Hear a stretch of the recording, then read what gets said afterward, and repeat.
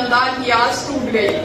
दूसरा शहशाह का तीर निगाहे अब्बास में लगा।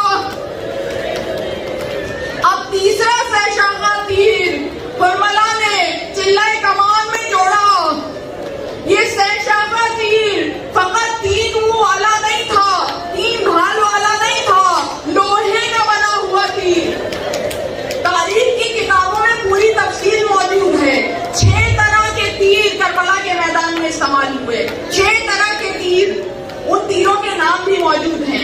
उनमें से ये है शहशाह का तीर कि जो लोहे का बना हुआ तीर था, जो बद्दू अरब वहशी घोड़ों को, दौड़ते हुए घोड़ों को रोकने के लिए